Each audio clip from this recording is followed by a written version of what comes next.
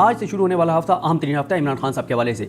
मैं ये बात मुसलसल अर्ज़ कर रहा हूँ कि 27 अगस्त तक का टाइम बहुत इंपॉर्टेंट है, और मैं जब ये कहता हूँ कि 27 अगस्त तक का टाइम इंपॉर्टेंट है तो उसके पीछे वो अदालती दिनों की जमा तफरीक है। इमरान खान साहब के केसेस के मुमकिन नताइज की जो है वो एक मेरे सामने टाइम लाइन है। तो इसलिए आज से शुरू होने वाला हफ्ता भी अहम तरीन हफ्तों में से एक है, क्योंकि मैं ये अर्ज़ कर चुका हूँ कि इमरान खान साहब की रिहाई का 2020 मरहला शुरू हो चुका है। अब इमरान खान साहब को ज़्यादा देर जेल में रखना नामुमकिन नजर आता है। इमरान खान साहब की रिहाई के हवाले से किसी वक्त भी बड़ी खबर अदालतों से आ सकती है, क्योंकि उसकी वजह यह है कि जो मुमकिन तौर पर हुकूमती इदारे कर सकते थे वो कर लिया गया है और अब पीछे कोई गुंजाइश नहीं बची। इमरान खान साहब को 12 मुकदमात में जिस्मानी रिमांड पर दिया गया था और उन 12 मुकदमात में इमरान खान साहब के जिस्मानी रिमांड को कलअदम करार दे दिया गया है। अब उसमें जो प्रेयर थी वो तो जुडिशल करने की थी और अब उसमें इमरान खान साहब की बेलें अप्लाई होंगी और उसमें 100% जो जजमेंट आई है लाहौर कोर्ट की, उसके बाद इमरान खान साहब की जमानतें होनी है उसमें। उसके बाद ये भी है कि हुकूमत जो है वो इमरान खान साहब के जिस्मानी रिमांड को कलअदम करार देने के फैसले को सुप्रीम कोर्ट में चैलेंज कर सकती है। इस हवाले से अहम होगा कि सुप्रीम कोर्ट का कौन सा बेंच सुनता है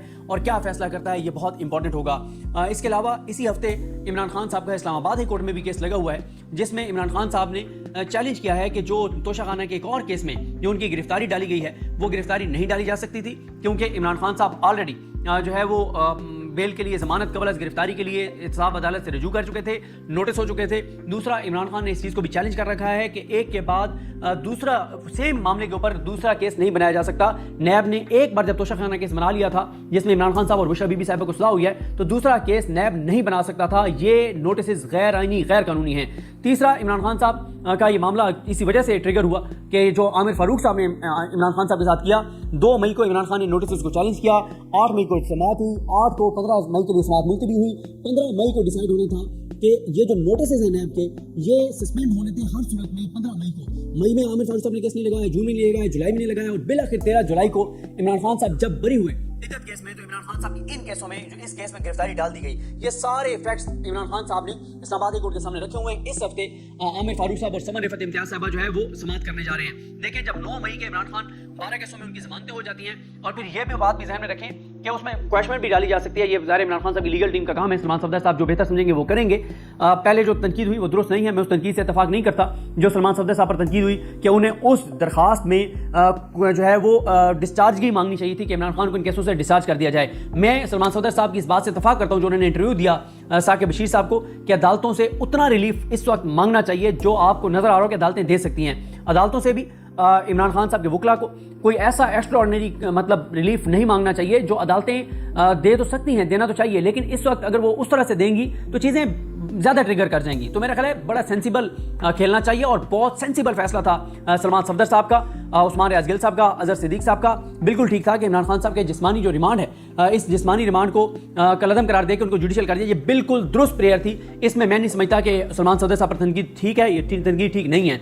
तो लिहाजा जब 9 मई का चैप्टर क्लोज हो गया, 9 मई में अब इमरान खान साहब की किसी केस में गिरफ्तारी नहीं डाली जा सकती, ऐसा तारीखी फैसला दिया है तारिक सलीम शेख साहब ने और अनवर पन्नू साहब ने। और फिर अगर हाँ ये चले जाते हैं सुप्रीम कोर्ट और सुप्रीम कोर्ट इसको लगा देती है, जजेस क्या होंगे, फैसला क्या देंगे, ये देखना होगा। अगर इस वक्त की मैं बात कर रहा हूं, जो इस वक्त सिचुएशन मेरे सामने है कि 9 मई के किसी केस में पंजाब में इमरान खान साहब को गिरफ्तार नहीं किया जा सकता। जीएच को हमला केस में ऑलरेडी वो जमानत पर हैं, जना हाउस में उनका जिस्मानी रिमांड कलअदम हो गया है और कोई जितने केसों में वो नामजद थे उसमें या तो उनकी जमानतें हो चुकी हैं या अदालत ने उनका जिस्मानी रिमांड जो है वो कलअदम करार दे दिया, वो जुडिशल हो गए हैं और कोई केस में इन्वॉल्व हो नहीं सकते, तो वो चैप्टर तो हो गया क्लोज। बाकी जो बड़े केसेस थे, चाहे वो तोशाखाना फौजदारी केस हो, उसमें वो उनका सजा मुअत्तल है। अलकादिर पे बाद में चले आता हूँ। तोशाखाना का जो नैब रेफरेंस था उसमें सजा मुअत्तल है। इमरान खान साहब साइफर केस में बरी हो चुके हैं, इद्दत केस में बरी हो चुके हैं, अलकादिर में गिरफ्तार किए गए, उस पर जमानत पर रिहा हैं। तो इस वक्त इमरान खान साहब जो गिरफ्तार हैं वो हैं 12 केसेस 9 मई के, उसमें जमानतें उनकी कंफर्म होनी है, वो तय है कि वो होनी है जिस तरह की जजमेंट लिखी है इन्होंने तारिक सलीम शेख साहब ने और अनवर साहब ने। और फिर उसके बाद इमरान खान साहब जो नैब के एक और केस में गिरफ्तार हुए हैं, जिस्मानी रिमांड पर हैं, उसमें भी जिस्मानी रिमांड खत्म होने, या तो उनकी इंसाफ अदालत से बेल हो जाएगी या इमरान खान साहब का ये जो इस्लामाबाद हाई कोर्ट है ये कहेगी कि ये गिरफ्तारी ही गलत थी, ये गिरफ्तारी हो ही नहीं सकती थी, तो ये चैप्टर भी क्लोज हो जाएगा। और अगर इमरान खान साहब 30 को यानी कल मंगल को हतमी दलाइल के लिए तलब कर रखा है जज मोहम्मद अली वड़ाइच ने, इंसाफ अदालत के जज हैं इमरान खान साहब के वकला को, अगर वो कल या 31 को या यकम को या 2 को इमरान खान साहब को सजा भी सुना देते हैं अलकादिर केस में, तो भी इमरान खान साहब, वैसे तो उनकी बरीयत बनती है, बरीयत इसलिए बनती है कि जिस तरह के बयानात परवेज खटक साहब ने दिए, जुबैदा जलाल साहब ने दिए, और अगर उनको सजा सुना भी दी जाती है तो विद इन 15 to 20 डेज उसमें भी इमरान खान साहब की, मैक्सिमम 25 डेज में इमरान खान की जमानत हो जाएगी। तो अब आप दोबारा देखिए टाइमलाइन कि 9 मई के केसों में इमरान खान साहब की 10 से 12 दिन में जमानतें हो जाएंगी। वो अगर ATC से नहीं होंगी, इस्लामाबाद लाहौरी कोर्ट से हो जाएंगी, मैक्सिमम 20 दिन कर लें, 20 दिन वो हो गए। और फिर ये जो नैब का एक नई केस में गिरफ्तारी डाली है, इसमें या तो उनकी गिरफ्तारी इस्लामाबादी कोर्ट से कलअदम हो जाएगी कि गलत थी, गैर कानूनी थी, या उनकी नीचे बेल हो जाएगी। 20-25 दिन है मैक्सिमम, ये भी इससे ज्यादा नहीं है। और अगर वो अल-कादिर में कन्विक्ट भी हो जाते हैं तब भी उनकी जमानत 20-25 दिन में हो जाएगी। इस बुनियाद पर मैं ये समझता हूँ, और भी बहुत सारी चीजें हैं जिसकी बुनियाद पर मैं समझता हूँ कि 27 अगस्त मैंने तारीख दी हुई है कि उससे पहले मेरा ये ख्याल है कि इमरान खान साहब जो हैं वो रिहा हो सकते हैं। उसके बाद हम आ जाते हैं, और कोशिश ये होगी कि इमरान खान साहब जो हैं वो बनीगाला उनको शिफ्ट कर दिया जाए किसी तरह से, और वो जब उनके अदालतों से रिहाई के अहकामात हैं तो सब जेल के तौर पर वो बनीगाला में हो, बजाय इसके कि वो फिर अडयाला से निकलें। और फिर आपको पता है अडयाला से जब वो निकलेंगे तो मनाजिर और चीज़ें क्या होंगी, और वो अफोर्डेबल नहीं है इस वक्त। तो इसलिए कोशिश की जाएगी कि किसी तरह से वो बनीगाला आ जाए, और वहाँ से फिर जो है वो फिर MPO ये वो चीज़ें फिर चलती रहेंगी, वो मामला जो भी होगा। अच्छा, इसलिए जो है ये हो गया। फिर इसके बाद आप आ जाएं कि ये हफ्ता इसलिए भी इंपॉर्टेंट है कि इलेक्शन कमीशन के पास चंद दिन रह गए, उन्होंने सुप्रीम कोर्ट के फैसले पे इंप्लीमेंट करना है मखसूस नशिस्तों वाला। और इलेक्शन कमीशन ने जो सुप्रीम कोर्ट में दरखास्त दी है, मेरी इत्तला यह है कि बड़ा तगड़ा जवाब आ रहा है सुप्रीम कोर्ट से। इलेक्शन कमीशन की तसल्ली करवाई जाएगी, इलेक्शन कमीशन को बताया जाएगा, और इलेक्शन कमीशन की जब तसल्ली करवाई जाएगी उसके बाद इलेक्शन कमीशन को तहरीक इंसाफ को सीटें देनी पड़ेंगी। जो इलेक्शन कमीशन ने बड़ी अजीब सी सुप्रीम कोर्ट में कहा है कि ये जो 41 हैं इनके सर्टिफिकेट PTI के कौन सा बंदा वेरीफाई करेगा तो हम उसको माने, क्योंकि हमारे रिकॉर्ड पे स्ट्रक्चर PTI का मौजूद नहीं है। तो अदालत यही कहेगी कि जैसे आपने वो 39 को नोटिफाई किया है तो वो भी तो बैरिस्टर गौर के दस्तखतों वाले उनके पास सर्टिफिकेट थे, तो यहाँ पे भी बैरिस्टर गौर दे रहा है और उमर अयूब साहब दे रहे हैं, तो इसको आप कर दें। लेकिन वो सुप्रीम कोर्ट से उनकी तसल्ली हो जाएगी, वो कोई ऐसा मसला नहीं है। इलेक्शन कमीशन को सुप्रीम कोर्ट के फैसले पर इंप्लीमेंटेशन करनी पड़ेगी, इसके अलावा उनके पास कोई चांस नहीं है। तो ये भी बड़ा इंपॉर्टेंट है, क्योंकि ये भी डायरेक्ट जुड़ा हुआ है इमरान खान साहब से, इमरान खान साहब की रिहाई से, इमरान खान की सियासत से। क्योंकि अगर मखसूस नशिस्तें PTI को मिल जाती हैं, चोरों डाकों लिटरों को नहीं मिलती, तो फिर एक्सटेंशन नहीं हो सकती काजी फाइज ईसा साहब की। और काजी साहब की एक्सटेंशन ना होने का मतलब यह है कि इस निज़ाम की मौजूदा जो सूरत हाल है, इस निज़ाम की इस तरह से एक्सटेंशन नहीं हो सकती जिस तरह से ये निज़ाम चल रहा है। उसके अलावा कोट लखपत जेल में आज से ट्रायल के मामला आगे बढ़ेंगे। जो लास्ट मेरी वीडियो है उसमें मैं बता चुका हूं कि मरियम नवाज की हुकूमत सियासी सोख के लिए तैयार है।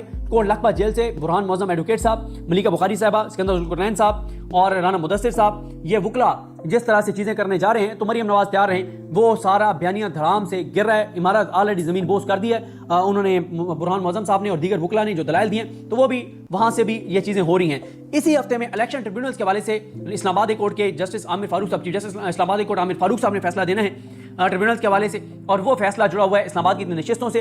क्योंकि उसकी वजह यह है कि 3 नशिस्तें जो इस्लामाबाद की हैं वो तीनों PTI जीत गई थी, और जिस तरह से वो फॉर्म 47 के जरिए हराई गई, तो जहांगीरी साहब उसको बड़ी तेज से चला रहे थे कानून के मुताबिक।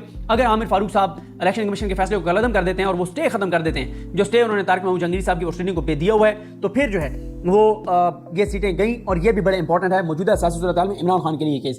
फिर इमरान खान और तहरीक इंसाफ से जुड़ा हुआ एक और मामला वो ये है कि तहरीक इंसाफ ने 5 अगस्त को इस्लामाबाद में जलसे की कॉल दे रखी है इमरान खान को साहब को। जब 1 साल होगा उनकी गिरफ्तारी को, उनकी कैद को, तो 5 अगस्त के जो जलसा है उसकी इजाजत भी इसी हफ्ते में फाइनल होनी है, अगले 5-6 दिनों में, कि इजाजत मिलती है नहीं मिलती तो तहरीक इंसाफ का जो है वो लाएअमल क्या होगा। लिहाजा मैंने आपको बता दिया इमरान खान की जिन 2 केसों में 9 मई और नैब के केस में गिरफ्तारियां हैं, उन दोनों का फेट डिसाइड होना है इसी हफ्ते।